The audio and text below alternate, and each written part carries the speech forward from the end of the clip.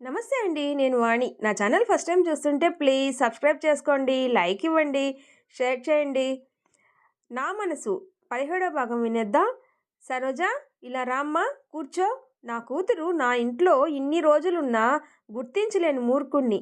ఆడపిల్ల లేని కొరత ఇన్ని రోజులకు తీర్చాడు ఆ భగవంతుడు. రామచంద్రరావు గారు చేతులు చాచి ఆహ్వానిస్తుంటే దగ్గరకు వెళ్లకుండా ఉండలేకపోయింది సరోజ. మంచం పట్టె మీద కూర్చొని, మీ ఆరోగ్యం ఎలా ఉంది బాబుగారు అని అడిగింది. బాబుగారు వద్దమ్మా ఆ పిలుపు. పని పాటలు చేసే మనుషుల్లా అలా పిలవద్దు. నువ్వు ఈ ఇంటి ఆడపడుచువు. బాబాయ్ అని పిలు అన్నారు సరోజ చెయ్యందుకొని ప్రేమగా తడుముతూ. నువ్వెందుకమ్మా ముఖం చిన్నబుచ్చుకొని ఉంటావు? నీ గొప్పతనం తెలియని రోజు, నా కొడుకును నువ్వెలా రక్షించావో తెలియని రోజు నిన్ను మేము అవమానించాం. ఇవాళ నీకు మేము ఎంత రుణపడి ఉన్నామో తెలుసుకున్నాం. మీకు నా రుణం తీర్చుకోవాలని ఉంటే నా కోరిక ఒకటి తీర్చండి బాబుగారు. సరోజ తల వంచుకొని మెల్లని స్వరంతో అంది. తప్పకుండా. నా కోరిక ఎటువంటిదైనా. ఏమిటమ్మా అది అలా భయపెట్టేస్తున్నావు? నన్ను నీ కోరిక తీర్చలేని అసమర్థున్నా నేను? చిరునవ్వు తెచ్చుకొని అన్నారు. అడుగమ్మా, ఎంత డబ్బైనా. ఆమె కోరిక ఎటువంటిదైనా తను తీర్చగలను అన్న ధీమా ఆయన ముఖంలో ప్రతిబింబిస్తుంది. డబ్బుకు సంబంధించి కాదు నా కోరిక. రావుగారి కనుబొమ్మలు ముడిపడ్డాయి ఆలోచనగా. ఆ విధంగా నీ రుణం తీర్చుకోగలిగిందే అయితే, అది నాకు సాధ్యమైనదే అయితే తప్పకుండా తీరుస్తాను. సాధ్యం కానిది అయితే నువ్వు నన్ను అడగనే అడగొద్దు. ఏ అన్నారు. మీకు సాధ్యమే అయితే సందేహం ఎందుకు, అడిగేయి.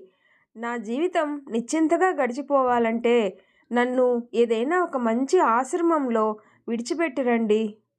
సరోజ, ఆయన ముఖం వివర్ణమైంది. 25 ఏళ్ళైనా సరిగా నిండలేదు.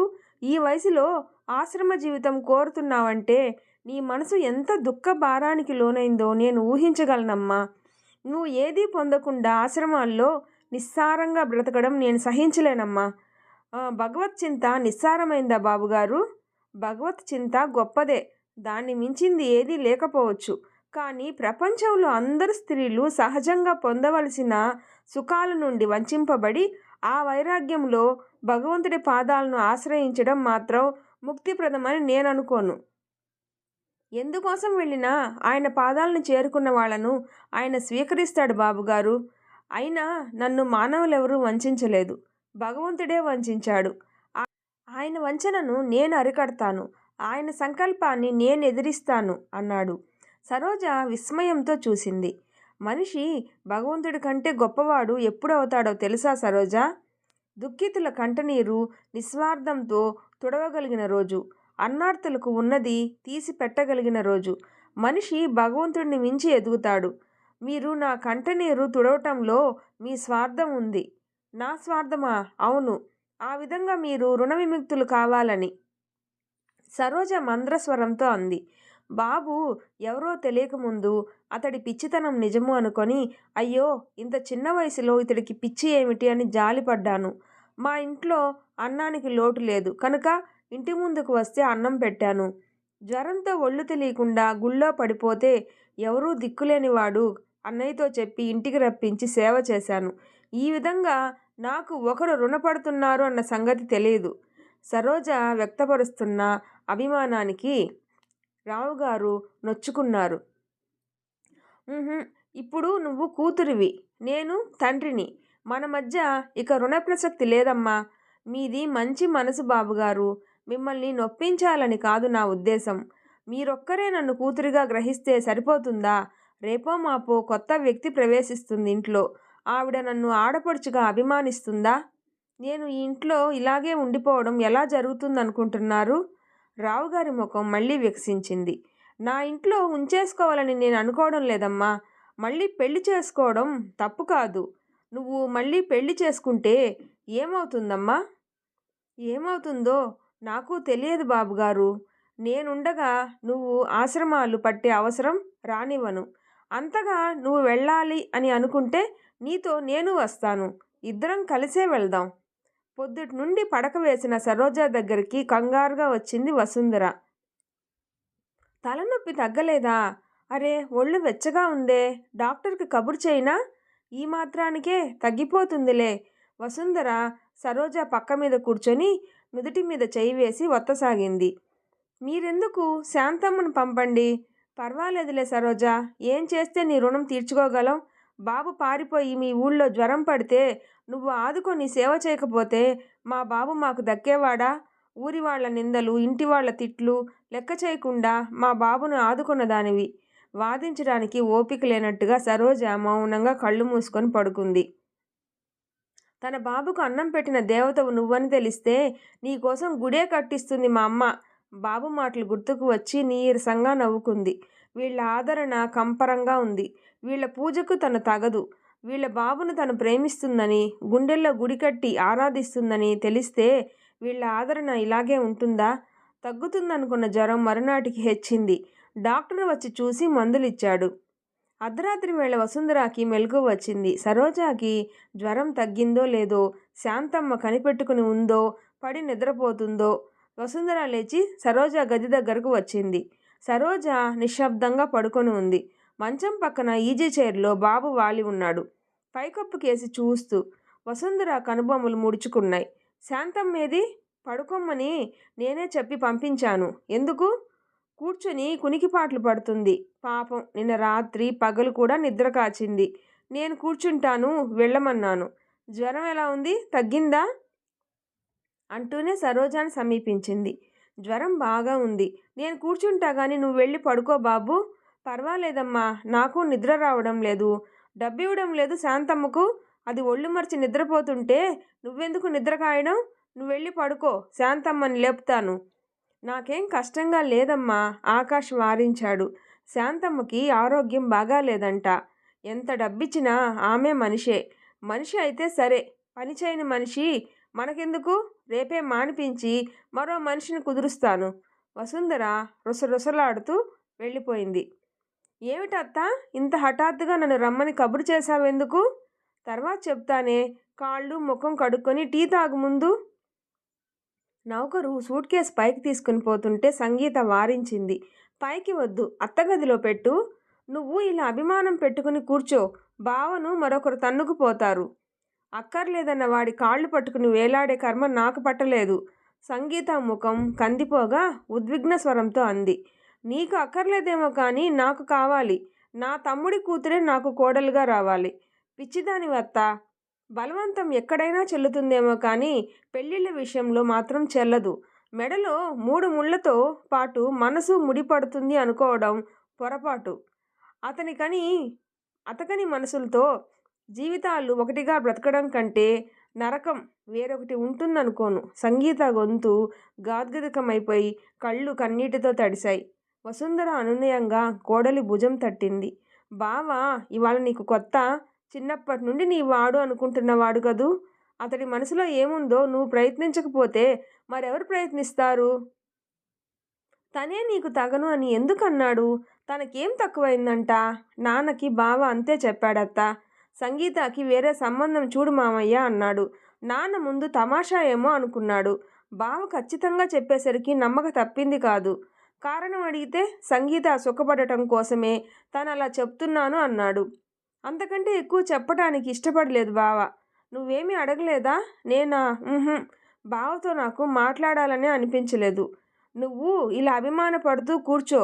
బాబు జీవితాన్ని ఏ విధవ ముండో ఆక్రమించుకుంటుంది. అప్పుడు అన్యాయం అయిపోయేది నువ్వేగా. చిన్నప్పటి నుండి ఎన్ని ఆశలు పెట్టుకున్నావో బావ మీద. పళ్ళ బిగువన నువ్వెంత దుఃఖంతో ఉన్నావో నాకు తెలీదా? ఏమిటత్తా నువ్వు మాట్లాడేది? అన్ని సంగతులు చెప్పటానికే నిన్ను రప్పించాను. ముందు టీ తాగి కూర్చో. సంగీత ముఖం కడుక్కుని వచ్చేసరికి తన గదిలోకి టీ తెచ్చింది వసుంధర. అన్ని సంగతులు చెప్పింది. సరోజ తప్పుంది అని నేను అనను. ఆకాష్ ఆమె ఆకర్షణలో పడ్డాడేమోనని నా భయం. లేకపోతే జ్వరంలో ఉన్న ఆమెకు నేను చేయవలసిన ఏర్పాట్లన్నీ చేశాను. 2 పూట్ల డాక్టర్ వచ్చి చూస్తున్నాడు. శాంతమ్మని కనిపెట్టుకు ఉండడానికి మందు మాకులు వేళకి ఇవ్వటానికి పెట్టాను. బాబుకేం పని ఆమె దగ్గర? శాంతమ్మ చేసే పని తనెందుకు చేయాలి? నాకు ఒళ్ళు మండి బాబుతో దెబ్బలాడి ఆమెను నర్సింగ్ హోమ్కు పంపేశాను. నా తలరాత ఎలా కాలనుందో. బాబు ఇంటికి రావడమే మానేశాడు. 24 గంటలు ఆ రోగిష్టి దగ్గరే. ఆమెకు కాస్త నిమ్మళిస్తే ఎక్కడో ఆశ్రమంలో వెళ్ళి ఉంటుందంట. పంపిస్తాను. నువ్వు పంపాలి అనుకుంటే బావ పంపిస్తాడా? సంగీత శుష్కంగా నవ్వింది. పంపనివ్వకపోతే అన్నం నీళ్లు మానేసి చస్తానే. అది మనకు ఉపకారం చేసింది కాదు అనను. కృతజ్ఞత చూపడం నాకు చేత కాదని కాదు. నా బాబును ఆమెకు అంకితం చేసేంత సహృదయత మాత్రం నాకు లేదు. సంగీత మౌనంగా, ఇప్పుడు నేనేం చేయాలని పిలిచావత్తా అని అడిగింది. బాబును నీ వైపు తిప్పుకోవడానికి ప్రయత్నించు. అటువంటి సిగ్గుమాలిన పని నేనెలా చేస్తాననుకున్నావు? నీ వస్తువును నువ్వు దక్కించుకోవడానికి సిగ్గెందుకు?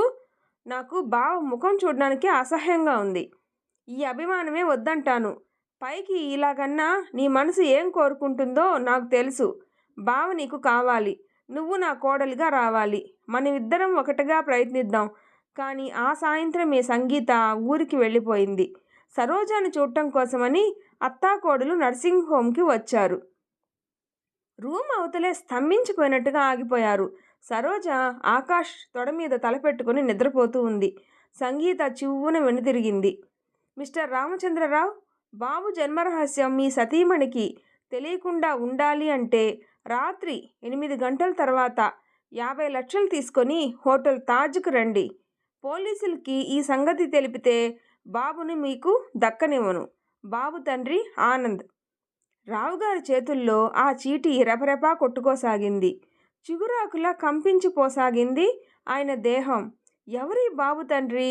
బాబును పెంచడం ఆ తల్లికి బరువు అంది లేడీ డాక్టర్. బరువై వదుల్చుకున్న ఆ బిడ్డ మీద 50 లక్షలు సంపాదించాలి అనుకుంటున్నాడా ఆ తండ్రి? మరి ఇన్నాళ్ళు ఏం చేసి ఉంటాడు? రావుగారు నౌకర్ని కేకేశారు. లక్ష్మయ్య, బాబుగారు. లక్ష్మయ్య వచ్చాడు. ఈ కవర్ ఎక్కడిది? గూర్ఖాకు ఒక కుర్రాడు తెచ్చిచ్చాడట మీకివ్వమని. తను 50 లక్షలు ఇవ్వకపోతే ఏం చేస్తాడు? బ్లాక్మెయిల్ చేయదలుచుకున్నవాడు ఇంత తొందరగా బయట పెట్టడు. పెడితే అతడికి ఒరిగేది లాభం ఉండదు. డబ్బిచ్చినా ఈ పీడ వదులుతుంది అనుకోవడానికి కూడా లేదు. మళ్ళీ బ్లాక్మెయిల్ చేయడని ఏముంది? రావుగారు ఆలోచించి ఒక నిశ్చయానికి వచ్చారు. ఇంత తొందరగా అతడి బెదిరింపులకు లొంగి 50 లక్షలు అతడి చేతిలో పెట్టకూడదు అని. కానీ మరోరోజు మరొక కవరు రావుగారి చేతుల్ని అలంకరించింది. ఏమిటి నీ ధైర్యం? బాబు తన బిడ్డ కాదని మీ భార్యకు తెలిసిపోయినా పర్వాలేదా? మీరు అల్లారు ముద్దుగా పెంచుకున్న బాబు ఒక కాలు జారిన స్త్రీ కడుపులో పుట్టాడని, ఆమె ఇప్పుడు ఈ నగరంలో చేయి తిరిగిన వేశ్య అని, వాడి జన్మకారకుడు ఒక కూనీకోరు గజ దొంగ అని మీ ఆవిడికే కాదు యావత్ ప్రపంచానికి తెలిసిపోయినా పర్వాలేదా? బాబు జన్మరహస్యం దాగాలంటే 50 లక్షలు తీసుకొని హోటల్ తాజ్కు రా. రావుగారు గుండె మీద రాచుకుంటూ మంచం మీద ఒరిగిపోయారు. ఆకాష్ ఒక వేశ్య కూనీకోర్ సంతానం. ఆ రోజు ఎంత అనాలోచితంగా బాబును స్వీకరించాడు. అతడు ఎటువంటి వాళ్లకు పుట్టినప్పటికీ తన సంతానం లాగానే పెంచాడు. అతడు మరొక అయ్య బిడ్డ అని, అతడిలో ప్రవహిస్తున్నది తన రక్తం కాదు అని ఎప్పుడూ అనుకోలేదు. బాబు భవిష్యత్తు కోసమైనా తను ఆ నీచుడి నోరు మూయించక తప్పదు. బాబు కంటే తనకు డబ్బు ఎక్కువ కాదు. ఎంత డబ్బైనా గుమ్మరించి బాబు జన్మరహస్యం పాతాళానికి అణగదొక్కేలా చేస్తాను అనుకున్నారు. చీకటి పడుతూ ఉండగా రావుగారు తలకు మఫ్లర్ చుట్టుకొని కర్ర అందుకొని గది బయటకు వచ్చారు. ఎక్కడికండి? వసుంధర అడిగింది. అలా పార్కు దాకా నడిచి వస్తాను. పార్కుకు వెళ్ళడానికి ఆ లెదర్ బ్యాగ్ ఎందుకు? అనుమానంగా చూసింది. చల్లగాలి వీస్తుంది. ఇప్పుడా మీరు బయలుదేరడం? కొంచెం రాజేంద్రతో పని ఉంది. అయితే కారు తీసుకుని వెళ్ళండి. కారు అక్కర్లేదు. రావుగారు సాగిపోయారు. వీధి మలుపులో ఒక ట్యాక్సీ ఆపి ఎక్కారు. హోటల్ తాజ్కు పోనివ్వు. రంగురంగుల లైట్లతో హోటల్ తాజ్ అక్షరాలు బోర్డు మీద సాక్షాత్కరించాయి. 3 అంతస్తులుగా ఉన్న ఆ హోటల్ కేసి కొద్ది క్షణాలు చూసి లెదర్ బ్యాగ్తో దిగారు రావుగారు. గేటు వైపు 2 అడుగులు వేస్తూనే ఒక వ్యక్తి దగ్గరగా వచ్చాడు. మీరేనా రామచంద్రరావు గారు? నాతో రండి. అతడు భవనం లోపలికి తీసుకొని వెళ్ళి లిఫ్ట్ ద్వారా 3వ అంతస్తు చేర్చాడు. బాస్ ఆ గదిలో ఉన్నారు, వెళ్ళండి. అతిథులు కూర్చోడానికి అనువుగా అత్యాధునిక సామగ్రితో అలంకరింపబడిన ఆ గదిలోని సోఫాలో కాలు మీద కాలేసుకొని ఒక వ్యక్తి కూర్చొని ఉన్నాడు. నోట్లో సిగారు ఉంది. వయసు 50 మించి ఉండదు. పచ్చగా ఆరోగ్యంగా ఉన్నాడు. ఆ రూపురేఖలు బాబు తండ్రిగా స్పష్టపరుస్తున్నాయి. అతడికి ఎదురుగా ఒక స్త్రీ కూర్చుని ఉంది. ఆవిడ అలంకరణ ఎంతో విలువైందిగా ఉంది. ఆ అలంకరణలో ఆవిడ వయసెంతో నిర్ణయించడమే కష్టంగా ఉంది. ఆమె వయసులో అందంగా వెలిగిన ఛాయలు ఆ ముఖంలో కనిపిస్తున్నాయి. రావుగారిని చూస్తూనే అతడు మందహాసం చేశాడు. రండి రావుగారు, మీకోసమే వెయిట్ చేస్తున్నాను అన్నాడు ఎంతో మర్యాదగా. రావుగారు ఒక్కో అడుగు వేస్తూ వచ్చి సోఫాలో కూర్చున్నారు. నా అసలు పేరు ఆనంద్, నకిలీ పేర్లు దేవుడికున్నన్ని. నా వృత్తి వివరాలు మీకు ఇదివరకే పరిచయం చేశాను. నేను బాబు తండ్రిని. ఈవిడ miss Ragini, hotel Taj proprietor. Babu తల్లి. ఆవిడ విడ్డూరంగా చూసింది. బాబెవరు ఆనంద్? ఈ పెద్ద మనిషితో ఏం నాటకాలు ఆడుతున్నావు? నాటకం కాదు డియర్, వాస్తవం.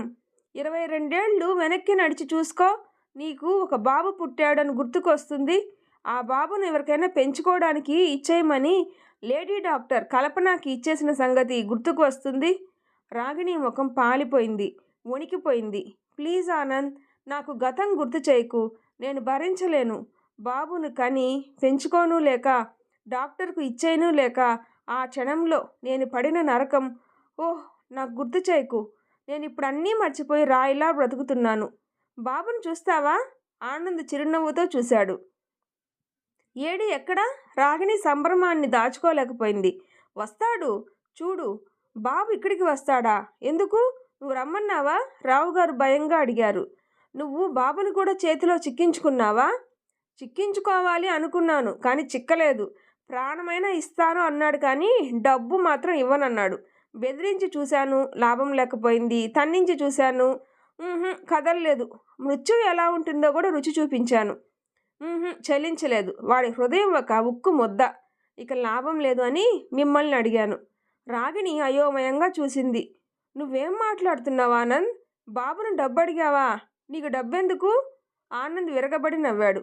నాకు డబ్బు అవసరం లేదా? డబ్బు అవసరం కాదని కాదు, బాబుని అడిగే అవసరం నీకెందుకు వచ్చింది అని. డబ్బు దొరికే వీలుంటే బాబునే కాదు, ఆ దేవుణ్ణైనా అడుగుతాను. ఛీ, ఎంత నీచుడివి! ఈ మాట నీ నోట ప్రపంచం నోట ఎన్నోసార్లు విన్నదే. నాకేం బాధలేదు అను. ఇంతకీ బాబు సంగతులు వింటావా? ఈ పెద్ద మనిషి పేరు రామచంద్రరావు, ఒక లక్షాధికారి. బాబును అల్లారు ముద్దుగా పెంచుకున్నది ఈయనే. రాగిణి రావుగారి వైపు తిరిగింది. బాబుకు ఏం పేరు పెట్టారు? ఆనంద్ మరోసారి గది అదిరిపోయేలాగా నవ్వాడు. బాబు ఎంఏ పిహెచ్డి చేస్తుంటే ఇంకా వాడికి పేరేం పెట్టారని అడుగుతున్నావా? బాబు పేరు ఆకాష్. అచ్చు నా పోలికల్లో ఉంటాడు. అతడి ఉన్నతి అంతా తన గొప్పే అన్నట్టుగా చెప్తున్నాడు ఆనంద్. రావుగారికి ఒంటి మీద తేళ్ళు జర్రెలు పాకినట్టుగా ఉంది. నువ్వు అడిగింది 50 లక్షలు, కానీ 1,00,00,000 రూపాయలు ఇస్తాను. ఇంకెప్పుడు బాబు జోలికి రాకుండా ఉంటానని ప్రామిస్ చెయ్యి. All right. సంతోషం ఆనందం పట్టలేకపోయాడు. చివాలన లేచి రావుగారి చెయ్యి అందుకుని నొక్కాడు. రావుగారు బ్యాగ్ తెరిచారు, డబ్బు తీశారు. ముందుకు చాచిన చెయ్యి మీద మరొక చెయ్యి వచ్చి పడింది. మీరు ఇతడికి డబ్బు ఇవ్వడానికి వీల్లేదు నాన్న. ఇతడి రోగం నేను కుదురుస్తాను. ఆకాష్ గంభీరంగా రావుగారి పక్కన నిలబడ్డాడు. నిప్పులు కురుస్తున్నట్టుగా చూశాడు ఆనంద్. తర్వాత ఏం జరుగుతుందో నెక్స్ట్ పార్ట్లో తెలుసుకుందాం. నా వీడియో నచ్చితే ప్లీజ్ ఒక లైక్ ఇవ్వండి. ప్లీజ్ సపోర్ట్ చేయండి. Thanks for watching.